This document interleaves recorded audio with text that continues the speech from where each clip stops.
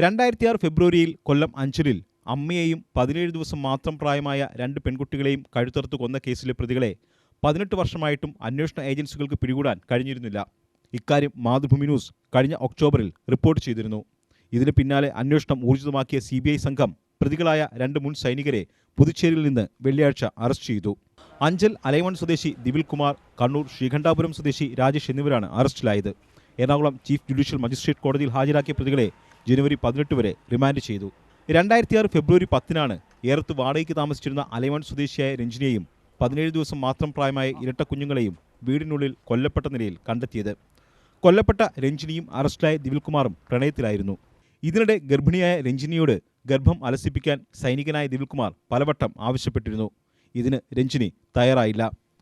അതിനിടെ ഇരട്ട പെൺകുട്ടികൾക്ക് രഞ്ജിനി ജന്മം നൽകുകയും ചെയ്തു. ദിവിൽകുമാറിനെതിരെ വനിതാ കമ്മീഷനെ സമീപിച്ച രഞ്ജിനി പിതൃത്വ പരിശോധന നടത്തണമെന്നും ആവശ്യപ്പെട്ടു. പരാതി പരിഗണിച്ച കമ്മീഷൻ ദിവിൽകുമാറിനെ നാട്ടിലെത്തിച്ച് പരിശോധനയ്ക്ക് വിധേയനാക്കാൻ ഉത്തരവിട്ടിരുന്നു. ഈ ഉത്തരവിറങ്ങി 3 ആഴ്ച കഴിഞ്ഞപ്പോഴാണ് രഞ്ജിനിയും മക്കളും കൊല്ലപ്പെടുന്നത്. പ്രസവത്തിനായി അഡ്മിറ്റായ തിരുവനന്തപുരം SIT ആശുപത്രിയിൽ വെച്ച് ദിവിൽകുമാറിന്റെ സുഹൃത്തായ രാജേഷ് രഞ്ജിനിയുമായി സൗഹൃദത്തിലാവുകയും സഹായിക്കാനെന്ന വ്യാജേന ഒപ്പം കൂടുകയും ചെയ്തു. പ്രസവശേഷം വീട്ടിലെത്താൻ വാഹനം ഏർപ്പാടാക്കി നൽകുകയും അതിനുശേഷം രാജേഷ് രഞ്ജിനി വാടകയ്ക്ക് താമസിച്ചിരുന്ന വീട്ടിലുമെത്തിയിരുന്നു. സംഭവ ദിവസവും ഇയാൾ വീട്ടിലെത്തിയിരുന്നതായി കൊല്ലപ്പെട്ട രഞ്ജിനിയുടെ അമ്മ ശാന്തമ്മ മൊഴി നൽകിയിരുന്നു.